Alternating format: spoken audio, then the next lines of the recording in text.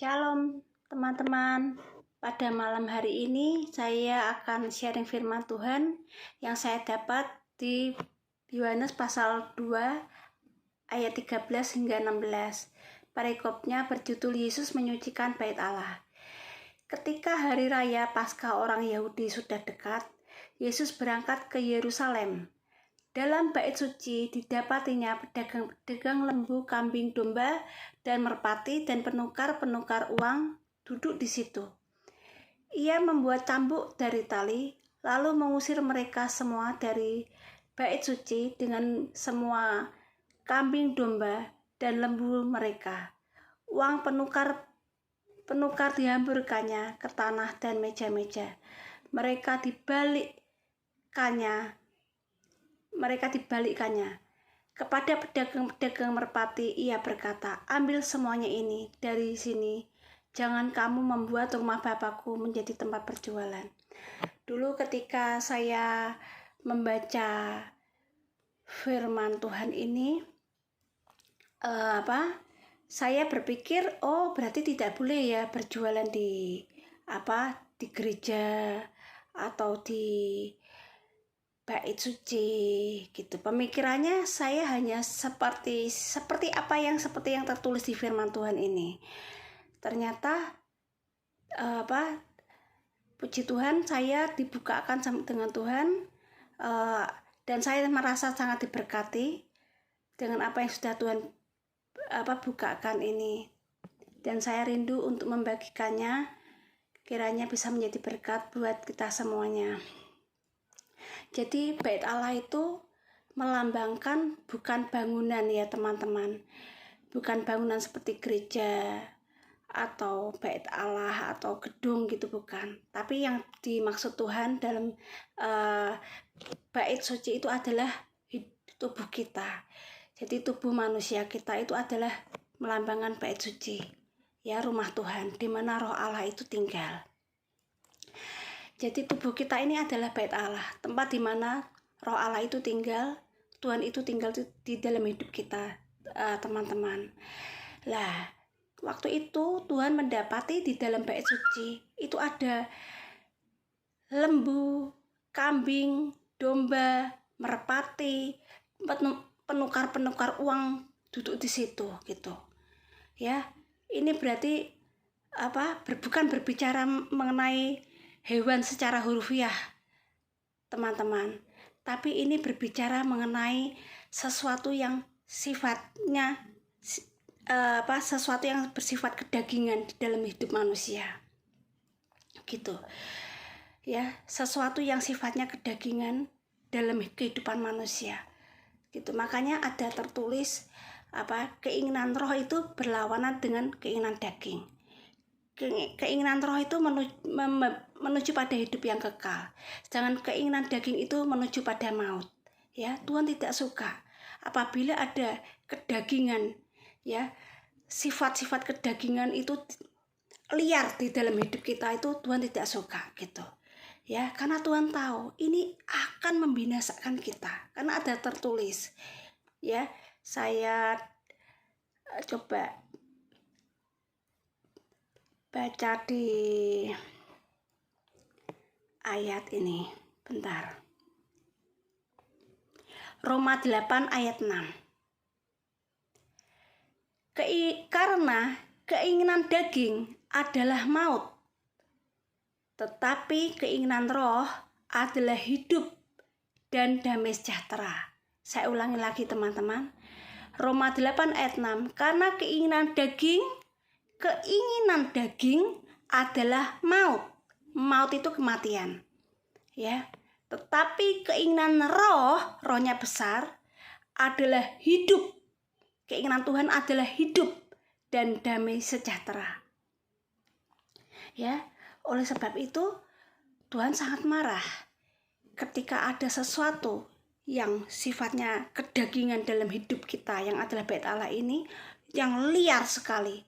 Maka Tuhan di sini ia membuat cambuk dari tali, lalu mengusir mereka semua dari bait suci dengan semua kambing, domba, dan lembu mereka. Ya, Jadi sifat-sifat kedagingan Tuhan tuh paling tidak suka gitu. Tuhan mau itu semua diusir dari hidup kita, teman-teman. Ya. Tuhan tuh ingin semuanya tuh diusir dari hidup kita. Ya. Kenapa, teman-teman? Tubuh kita itu adalah bait Allah. Bait Allah itu tempat sesuatu di mana kita berhubungan dengan Tuhan. Ya. Beribadah dengan Tuhan, berhubungan dengan Tuhan. Dan di dalam bait Allah itu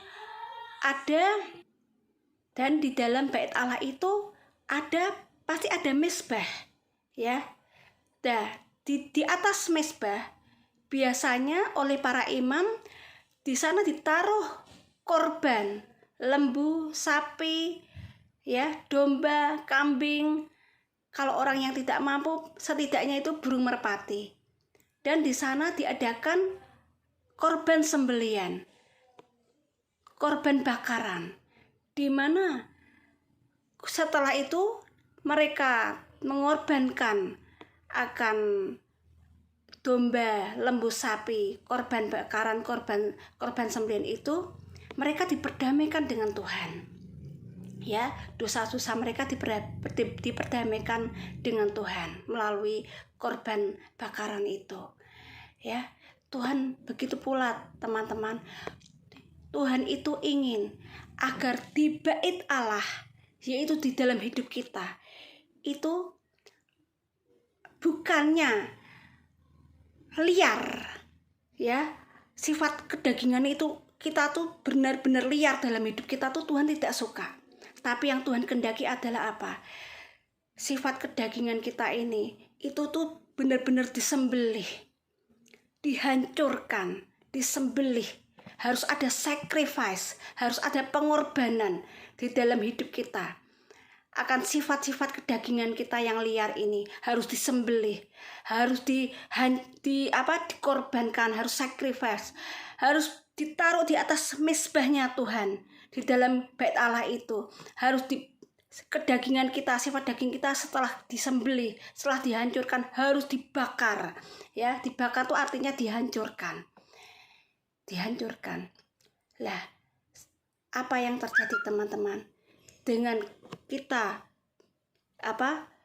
menghancurkan kedagingan hidup kita ini, sifat kedagingan kita ini dihancurkan. Ya, kita benar-benar dihancurkan. Ketahui, teman-teman, itu akan menjadi suatu sacrifice, akan menjadi suatu pengorbanan yang berbau harum di hadapan Tuhan, teman-teman. Di mana ketika ada kedagingan itu dihancurkan dan dipersembahkan di mezbahnya Tuhan dan dibakar, dihancurkan, itu akan menjadi dupa yang harum di hadapan Tuhan. Itulah yang menyenangkan hati Tuhan, teman-teman. Itulah yang menyenangkan hati Tuhan.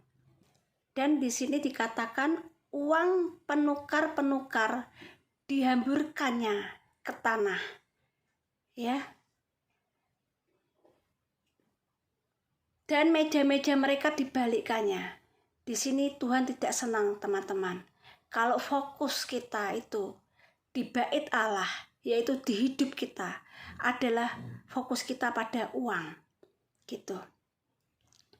Yaitu fokus kita pada mamon, sesuatu yang sifatnya mamon, itu Tuhan tidak senang, gitu. Ya.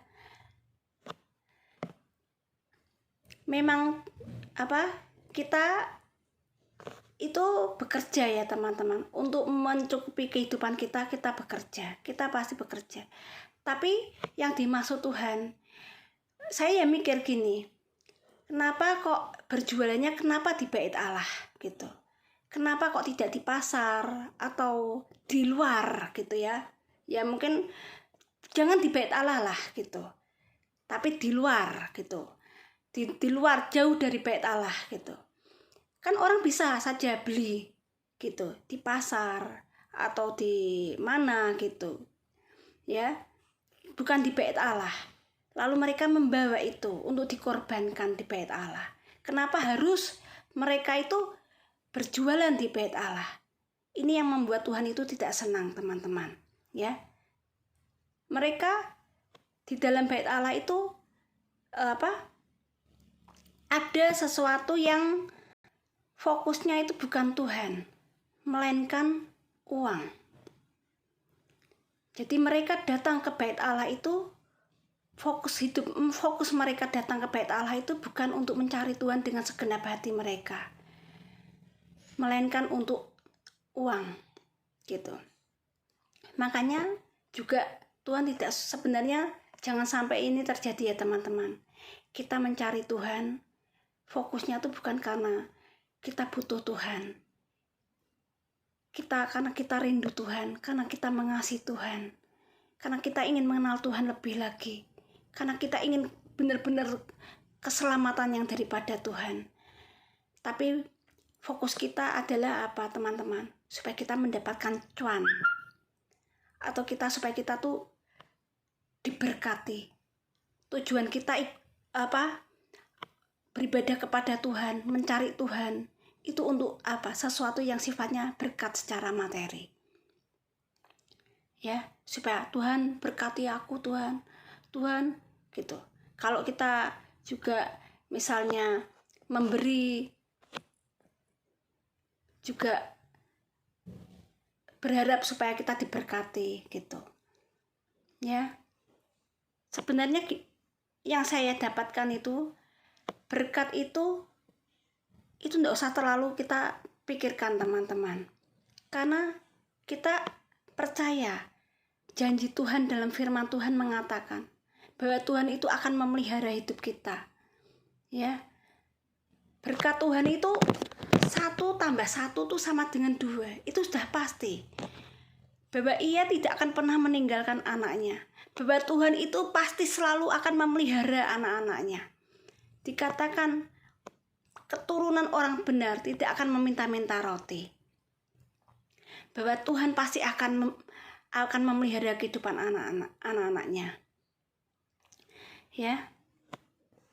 Firman Tuhan juga mengatakan, carilah dahulu kerajaan surga dan kebenarannya, maka yang semuanya itu akan ditambahkan kepadamu. Itu sudah pasti teman-teman, bahwa Tuhan itu pasti akan memelihara hidup kita.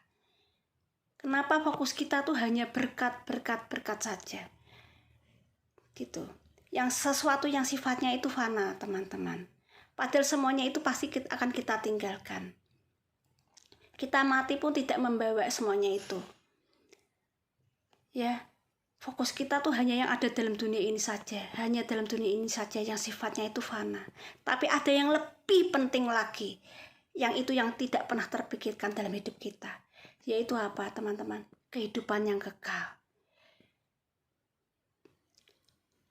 Jangan kita menganggap remeh tentang hal ini teman-teman. Bahwa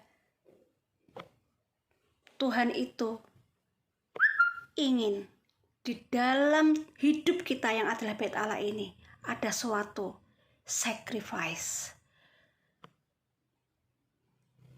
ada suatu pengorbanan, ada suatu korban sembelian, yaitu apa? Kedagingan kita. Itu yang Tuhan kehendaki. Mengikut Tuhan itu, yang Tuhan inginkan adalah bukan supaya kita tuh berkat. Itu sudah pasti teman-teman, bahwa Tuhan itu akan memelihara hidup kita. Tapi yang Tuhan inginkan ini adalah jika kita mengikut Tuhan, maukah kita pikul salib? Maukah kita menderita bersama dengan Tuhan? Menderita karena kebenaran. Ya, melakukan apa yang menjadi kehendak Tuhan, menyenangkan hati Tuhan, dan melakukan apa yang Tuhan mau. Tuhan sampai turun ke dunia ini, sampai dia berkorban, mati di atas kayu salib. Dia rela darahnya itu mengalir, tubuhnya tuh hancur, dicambuk. Ya, dia sampai rela seperti itu. Bukan sesuatu yang tujuan yang bukan suatu maksud yang rendahan, murahan, recehan teman-teman. Hanya supaya manusia itu diberkati, hidupnya secara daging nyaman, secara enak. Tidak, bukan itu. Maukah kita ikut Tuhan itu pikul salib, menderita? Tuhan Yesus berkata, barang siapa yang tidak memikul salibnya, ya, tidak menyangkal dagingnya, tidak mau menderita untuk memikul salibnya dan mengikut aku, dia tidak layak bagiku. Jangan sampai kita ditolak teman-teman. Kita menganggap kita sudah aman, hanya beribadah ke gereja, hanya datang ke gereja seminggu sekali, hanya kalau makan berdoa, tidur berdoa, hanya membaca Alkitab kalau ingat, dikira kita sudah aman. No, bukan itu teman-teman. Ya, ini adalah patokan hidup kita teman-teman. Firman Tuhan ini adalah patokan. Ini adalah petunjuk Tuhan. Bagaimana kita bisa masuk ke dalam hidup yang kekal itu. Hidup kita harus sesuai dengan firman Tuhan teman-teman. Memang kita tidak mungkin mampu untuk melakukan semuanya ini. Tapi kalau kita mau memberi diri sama Tuhan, untuk mau menurut, untuk taat, dipimpin oleh Roh Tuhan, maka Tuhan pasti akan menuntun hidup kita. Tuhan pasti akan memampukan kita teman-teman. Tanpa Tuhan memampukan kita tidak mungkin sanggup teman-teman. Saya pun tidak mungkin sanggup untuk menghancurkan sifat kedagingan saya. Saya juga mungkin dengan kekuatan sendiri saya tidak mungkin bisa, tidak mungkin sanggup. Tapi karena saya mau memberi diri dengan Tuhan, dan Tuhan memampukan saya. Dan saya pun masih proses teman-teman. Ya, belum berhenti sampai di sini. Ceritanya seperti kita tuh pertandingan teman-teman. Kita tuh berlari terus, berlari. Dan kita percaya bahwa kita tidak berlari sendiri, tetapi ada Tuhan di samping kita. Dia menyertai kita, Dia yang memampukan kita ketika kita jatuh. Dia yang membangkitkan kita kembali. Dan ayo nak, lari bersama denganku. Engkau sanggup nak, engkau pasti sanggup bersama denganku sampai garis finish nak. Jangan kita berhenti di tengah jalan. Bahkan jangan kita keluar dari arena pertandingan teman-teman. Tapi kita terus berlari hingga garis akhir. Supaya kita keluar sebagai pemenang. Tuhan yang memampukan kita. Jadi pesan yang ingin saya sampaikan, Tuhan ingin agar tubuh kita yang adalah bait Allah ini selalu ada sacrifice, selalu ada pengorbanan, yaitu kedagingan kita ini harus dihancurkan sampai benar-benar kedagingan ini benar-benar habis lenyap. Ketika sifat kedagingan kita yang buas dan liar ini seperti binatang, ya, yang kalau misalnya dibiarkan itu bertumbuh dengan liar di dalam hidup kita, ya, kedagingan ini akan membawa kita kepada maut. Karena seperti hewan teman-teman, hewan itu hanya lahir, dibesarkan, diberi makan, dibesarkan, kemudian disembelih. Jangan sampai kita seperti hewan yang ditakdirkan untuk dibinasakan. Tapi Tuhan inginkan agar kita beroleh hidup yang kekal, teman-teman. Ya, Tuhan ingin kita beroleh hidup yang kekal. Jadi ketika sifat kedagingan kita ini ada sacrifice setiap hari di mana Ayub itu mempersembahkan korban bahkan pada Tuhan itu setiap hari. Jadi setiap hari itu harus ada sacrifice, harus ada pengorbanan. Ya, di dalam hidup kita sifat-sifat kedagingan kita harus dikorbankan, harus dihancurkan sampai benar-benar habis lenyap. Dan ketika itu roh kita akan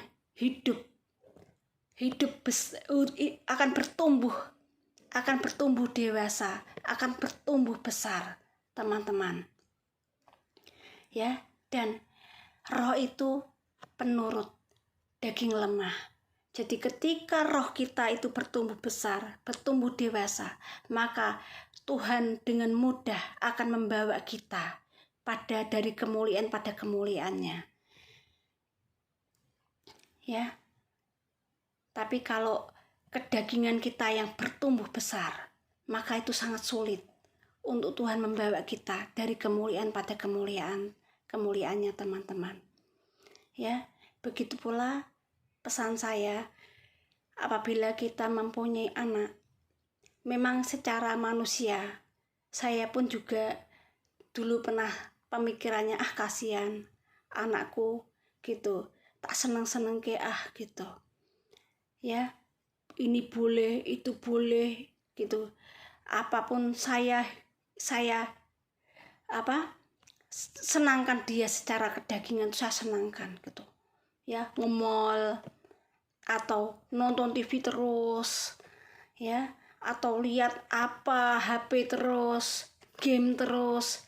Memang secara daging tuh mereka senang, teman-teman. Jadi dagingnya hidup. Tapi sesungguhnya saya bukan menciptakan manusia roh yang dewasa, manusia roh yang hebat, yang good, yang Tuhan kehendaki. Saya tidak mencetak, saya tidak benar-benar membangun anak saya itu pada dasar batu karang, fondasi batu karang yang teguh. Tapi saya membangun anak saya itu di atas fondasi yaitu pasir. Di mana itu tuh membuat dia tuh hidupnya tuh tidak menjadi suatu bangunan yang kokoh, yang kuat. Ya,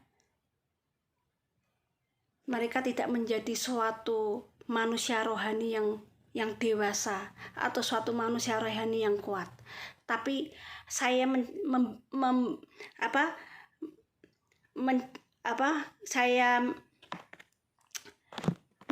menghidupkan, saya mencetak anak saya ini ya, manusia dagingnya yang raksasa, yang buas, yang liar gitu. Suatu saat saya seperti membesarkan manusia kedagingan yang raksasa. Saya mencetak seperti itu. Ya, bayangkan kalau saya terus-menerus saya lakukan itu, maka suatu saat saya akan melihat sesuatu yang akan mendukakan hati Tuhan. Ya, mendukakan hati Tuhan. Dan saya itu termasuk menjadi orang yang dipercaya Tuhan itu gagal untuk mendidik anak. Gagal gitu, gagal sekali gitu. Kenapa? Saya tidak membangun anak saya menjadi manusia roh yang Tuhan berkenan, manusia roh yang dewasa, manusia roh yang kuat, yang benar-benar besar, bertumbuh dewasa, bertumbuh besar. Itu yang Tuhan mau. Bukan malah saya mencetak manusia yang raksasa, menciptakan seperti monster. Monster itu kelihatannya hidup, tapi sebenarnya mati. Ketika kita menghidupkan kedagingan anak kita dan tidak menghidupkan manusia rohnya, maka kita mencetak monster. Sesungguhnya kita kalau orang bisa lihat di alam roh, anak kita itu kosong. Ya. Seperti monster. Kelihatannya hidup, tapi buas. Monster itu buas, liar. Ya, kedagingannya tuh buas, liar. Gitu. Banyak sekali saya melihat orang yang kedagingannya itu buas, liar gitu. ya. Dia lebih senang jika kedagingannya ini, oh ya makan sana, oh ya pesta, oh ya gini, senang gitu. Tapi ketika untuk menyembah Tuhan, oh tidak tahan. Mau baca Alkitab, oh tidak tahan gitu. Lebih enak lihat Facebook, lebih enak lihat Instagram, lebih enak nonton apa, lebih enak ngerumpi, lebih enak jalan-jalan di mall gitu, lebih enak melakukan sesuatu yang sifatnya kedagingan, ya. Anak saya sejak dari kecil itu pertama-tama saya suruh baca Alkitab, itu mesti nangis-nangis, padahal cuma 2 pasal, 1 pasal aja nangis-nangis gitu. Tapi karena saya mengasihi anak saya, jangan sampai anak saya ini manusia rohnya tidak bertumbuh. Saya harus disiplinkan anak saya. Setiap hari baca Alkitab yang kecil itu 2 pasal. Gitu. Sama saya kasih pengertian. Ya tidak dengan kekerasan, tapi saya kasih pengertian. Saya percaya, saya punya harapan. Dan saya punya harapan yang pasti. Anak saya, manusia rohnya akan bertumbuh menjadi manusia rohani yang dewasa. Kiranya juga yang Tuhan kehendaki, tubuh kita itu adalah menjadi bait Allah yang kudus, ya. Jangan sampai hewan-hewan kedagingan, sifat kedagingan ini liar dalam hidup kita.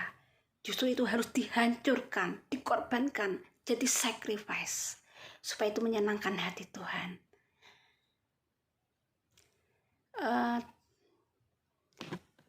Saya berdoa semoga firman Tuhan yang saya dapatkan ini dan saya sharingkan pada malam hari ini bisa menjadi berkat buat kita semuanya. Amin. Tuhan Yesus memberkati.